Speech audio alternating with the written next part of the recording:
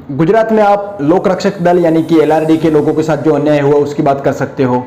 बिन सचिवालय क्लर्क का एग्जाम हुआ, 15 लाख से भी ज्यादा फॉर्म भरे गए थे। उसमें एग्जाम होती है, 7 दिनों बाद एग्जाम कैंसिल हो गई। 1 साल होने आ रहा है, अभी तक उस एग्जाम की नई तारीखों का ऐलान नहीं हुआ है। जीपीएससी की 2015 में एग्जाम हुई थी, 2020 चल रहा है, अभी तक उन लोगों को अपॉइंटमेंट लेटर नहीं मिला है। और ऐसी तो न जाने कितनी भर्तियां हैं जो सरकारी कागजों के नीचे फंस के रह गई हैं। तो जरूरत है उन मुद्दों को जनता के बीच लेके जाने की। एक समिति बनी है गुजरात में, युवा शिक्षित बेरोजगार समिति, लोगों के बीच जाके हकीकत को बता रही है। उनके साथ जो अन्याय हुआ है वो लोगों तक पहुंचाने का जो काम मीडिया का है, जो काम इस देश के पत्रकारों का है, वो काम ऐसी समितियां बनके कर रही है। और फिर आप बड़ी ही आसानी से कह देते हो कि ये तो किसी पार्टी के समर्थक है, इसलिए हमें ये सब वीडियो के जरिए बता रहे हैं। नमस्कार दोस्तों, मैं नरेश गढ़वी हार्दिक स्वागत करता हूं आपका। गुजरात में इस वक्त बेरोजगारी दर सरकारी दावों में सबसे कम है, जैसा कि आप CMIE central monitoring Indian economy के इस पिक्चर में देख पा रहे हो, जिसमें यह दावा किया जा रहा है कि गुजरात में बेरोजगारी दर सबसे कम है। लेकिन इसी संस्था ने आज से 3 महीने पहले जो आंकड़ा पेश किया था गुजरात को लेकर, वो आंकड़ा हमें सोचने पे मजबूर करता है कि 3 महीने में बेरोजगारी दर इतना कम नहीं हो सकता। जैसा कि आप देख पा रहे हैं, इस न्यूज में 18.5% या 18.7% है और अब हो गया है 1.9%। जबकि हकीकत यह है कि पिछले 3 या 4 महीनों में, आप कह सकते हैं 6 महीनों में, गुजरात में एक भी गवर्नमेंट एग्जाम नहीं हुई है। ना किसी को अपॉइंटमेंट लेटर मिला है, ना किसी को सरकारी नौकरी मिली है। तो बगैर सरकारी नौकरी से यह आंकड़ा इतना नीचे कैसे आ सकता है, वो हमें सोचने पे मजबूर करता है। आइए विश्लेषण करते हैं इस बात का कि गुजरात में बेरोजगारी दर की हकीकत क्या है। गुजरात में बेरोजगार को लेके जो आंदोलन चल रहे हैं, क्या वो आंदोलन गुजरात सरकार को यह सोचने पे मजबूर करते हैं कि उनका ही दावा, उनकी ही बातें, उनका ही बताया गया आंकड़ा, उनकी ही पोल खोल रहा है? कैसे, ये समझिए दोस्तों। 26,350 वैकेंसी खाली है इस वक्त गुजरात में, अलग अलग क्षेत्र में। जैसा कि आप इस तस्वीर में देख पा रहे हैं, बिन सचिवालय क्लर्क से लेकर लोक रक्षक दल, तलाटी और अलग अलग क्षेत्र में 26,350 ऐसी वैकेंसी खाली है जिनकी एग्जाम की डेट आ चुकी है या फिर एग्जाम हो चुकी है, रिजल्ट आना बाकी है। किसी ना किसी वजह से 26,350 लोग इस वक्त बेरोजगार है गुजरात सरकार की तरफ से। लेकिन आंकड़ा क्या है वो मैं आपको बताता हूं। हाल ही के दिनों में गुजरात भाजपा में एक व्यक्ति शामिल हुआ है जिसका नाम है सोमाभाई पटेल। सोमाभाई पटेल ने विधानसभा में गुजरात सरकार से एक सवाल पूछा था जब वो विधानसभा में कांग्रेस के विधायक थे। उन्होंने गुजरात सरकार से यह सवाल पूछा था कि गुजरात में बेरोजगार कितने लोग हैं, सरकार उनका सही आंकड़ा बताए। और जवाब में गुजरात के श्रम मंत्री दिलीप ठाकुर ने क्या जवाब दिया था वो आपकी स्क्रीन पे।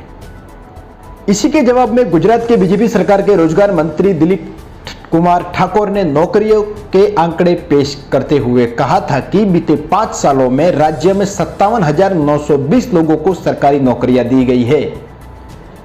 बीते 5 सालों में 57,920 नौकरियां दी गई है। इसी दौरान राज्य में कुल 17,52,890 नौकरियां दी गई है। ऐसे में सरकारी नौकरियों का प्रतिशत केवल 3.3% है। और यह आंकड़ा गुजरात सरकार के श्रम मंत्री दिलीप कुमार ठाकुर ने ही दिया था। मैं इससे और आगे थोड़ा बताता हूं आपको। गुजरात सरकार द्वारा दिए गए आंकड़ों के अनुसार 2013 और 14 से लेकर 2017 और 18 तक 57,920 नौकरियां दी गई है। मतलब अगर आप आंकलन करोगे तो आपको 12,000 नौकरियां प्रति वर्ष गुजरात सरकार दे रही है, ऐसा अनुमान निकलता है। लेकिन प्रति वर्ष 12,000 नौकरियां देने का मतलब होता है कि जो संपन्न राज्य है, जो सबसे परिपूर्ण राज्य है, जो गुजरात मॉडल है, उसके लिए यह आंकड़ा कतई परिपूर्ण नहीं हो सकता है।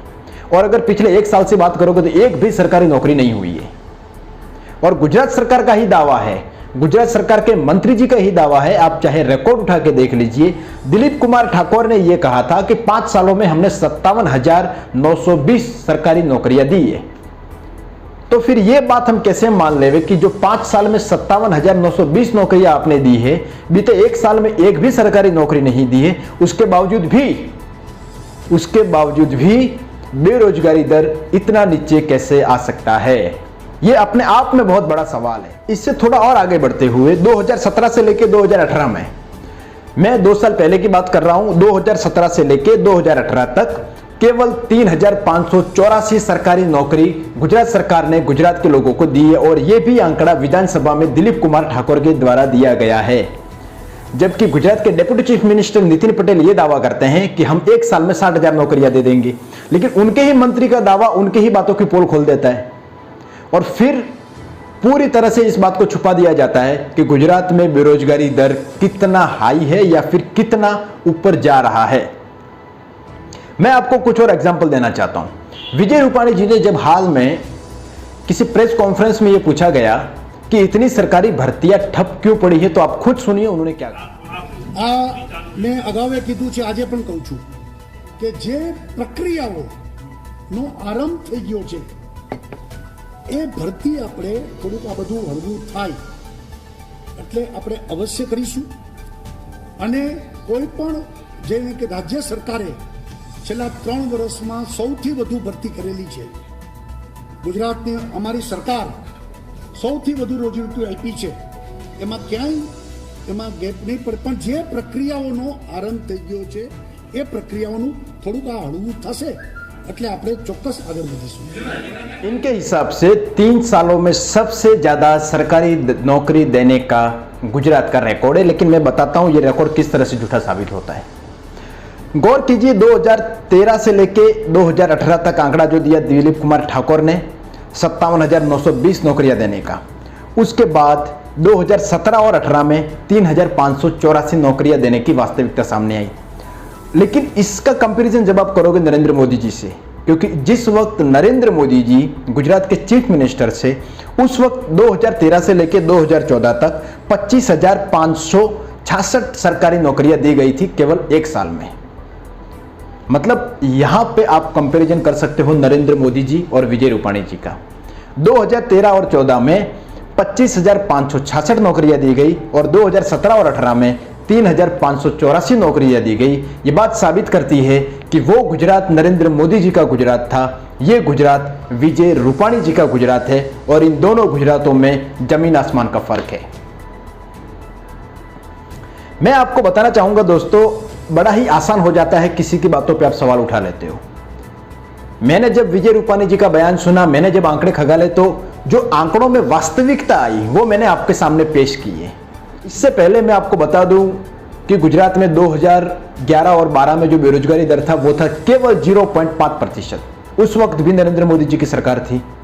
अब आज जबकि वो 4-5% के बीच रह रहा है, मतलब साफ है कि गुजरात में बेरोजगारी दर बड़ा है, और वो इतना बड़ा है जिसका आप अंदाजा तक नहीं लगा पाओगे। दोस्तों मैं आपको एक और आंकड़ा बताता हूं।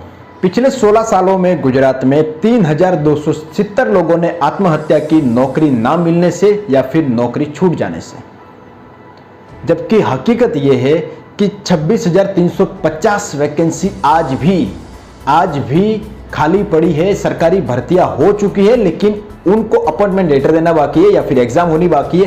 किसी न किसी वजह से उनके साथ अन्याय हो रहा है। चलिए, तो आपसे मुलाकात होगी फिर किसी नए टॉपिक के साथ। तब तक के लिए नमस्कार। भारत माता की जय। जय हिंद।